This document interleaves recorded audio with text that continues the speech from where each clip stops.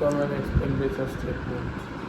Income এক্সপেন্ডিচারে দেখো income 2012 math, এটা প্রবলেম ইজ ফর 2012। এখানে সাবস্ক্রিপশান রিসিপ্ট কত আসছে? সাবস্ক্রিপশন হচ্ছে স্যার 32,500। অ্যাডজাস্টমেন্টে দেখো বলা আছে যে total number of members 40 persons, annual subscription per year member 1000। তাহলে টোটাল সাবস্ক্রিপশান 40,000 পাওয়ার কথা, কিন্তু পাওয়া গেছে কত? 32,500। So due will be 7,500। এটা প্লাস করে দেখাতে হবে। আরেকটা জিনিস মনে রাখবা, রিসিপ্ট অ্যান্ড পেমেন্ট অ্যাকাউন্টে যে অ্যামাউন্টগুলো থাকে সেগুলো যে কোনো এক জায়গায় একবার কাজ হবে, যে কোনো এক জায়গায় একবার। তাহলে সাবস্ক্রিপশান যেটা লাস্ট ইয়ারের, এটা কোথায় লিখবা? লাস্ট ইয়ারটা তো এখানে প্লাস করা হবে। কোথায়? তুমি কোশ্চেনে থাকো, তাহলে পরে উত্তরটা দেখো। কোশ্চেনে দেখো সাবস্ক্রিপশন 2011 4,500 আছে না? এটা কোথায় লিখতে হবে?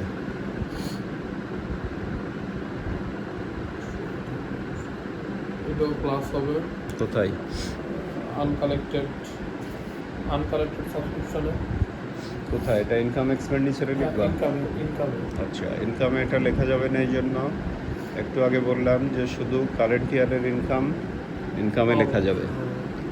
এটা যে 2011-এর টাকা এই বছর যে পাওয়া গেল, ক্লিয়ার? এটা পাওয়ার কারণে কি বোঝাচ্ছে যে বছরের শুরুতে এটা ডিউ ছিল না? বছরের শুরুতে যেহেতু ডিউ ছিল, পাওনা ছিল, সেহেতু এটা ক্যাপিটাল ফান্ড নির্ণয়ের সময় অ্যাসেটে যাবে। ক্লিয়ার? এটা তাহলে কারেন্ট ইয়ারের ইনকামে লেখা যাচ্ছে না। আর অ্যাডভান্স সাবস্ক্রিপশন আর একটা আছে না, 2013 3,000, এটা কোথায় লিখবা? এটাও মাইনাস হবে। ওই সাবস্ক্রিপশনের সাথে কোনো কিছু প্লাস মাইনাস করা যাবে না, কারণ 2012 সাবস্ক্রিপশান আলাদা 32,500 বলা আছে। 32,500-এর ভিতর কি গত বছর একটা প্লাস আছে?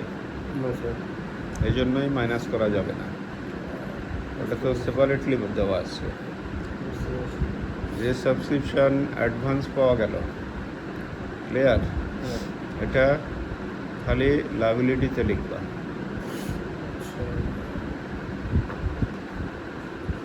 ওকে? গ্রেজিং রেন্ট একটা ইনকাম। গ্রেজিং রেন্ট মানে মাঠ যে থাকে, মাঠ অনেক সময় ভাড়া দিয়ে গ্রেজিং ট্যাক্স পাওয়া যায়, ভাড়া দিয়ে একটা টাকা পাওয়া যায়। এটা ইনকামে লিখবা। Interest on savings certificate given 3,000, আর এখানে হিন্ট দিছে 10% অফ পারচেজ প্রাইস। ওকে, তাহলে এখানে একটা গুরুত্বপূর্ণ দিক নির্দেশনা আছে। তার মানে তোমার এই সেভিংস সার্টিফিকেট কি এই বছরে তো ইনভেস্ট করছে নাকি? 30,000 আছে না পেমেন্টে?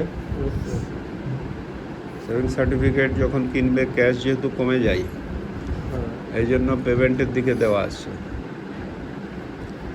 ওকে, এটা ইনকামে লিখবা। তাহলে magazine sale income, locker rent income.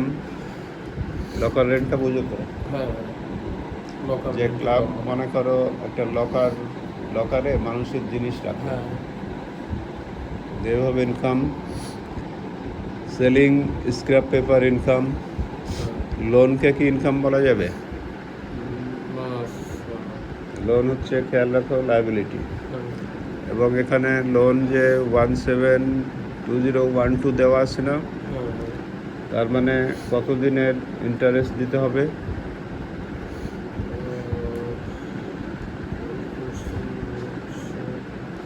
7 মাসের।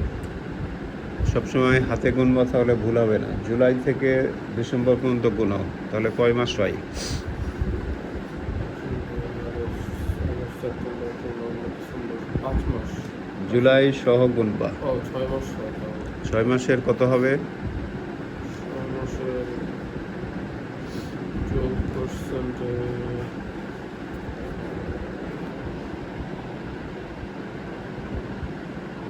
1800 টাকা। 6 মাসের 1800, ঠিক আছে।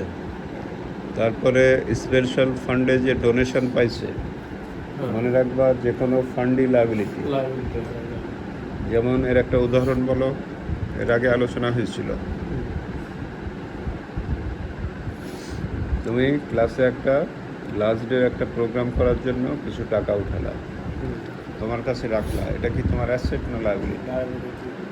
এটাই মনে রাখবা। তাহলে এই স্পেশাল ফান্ডের টাকা লায়াবিলিটিতে যাবে। এই গেল ইনকামের দিকে সব ডাটা। গ্রেজিং রেন্টের ব্যাপারে একটা অ্যাডজাস্টমেন্ট ছিল, দেখো, যার মধ্যে 600 টাকা ফর প্রিভিয়াস ইয়ার ছিল, আর কারেন্ট ইয়ারের ডিউ 100। এটা কি করবা? 100টা হচ্ছে অ্যাড করবো, আর মানে 600 আর 100 দুইটা ইনকামে যাবে। ইনকামে কিভাবে লিখবা? লাস্ট ইয়ারেরটা, যেহেতু আমরা জানি ইনকামের মধ্যে লাস্ট ইয়ারের ইনকাম লেখা যাবে না, সেহেতু কী করবা?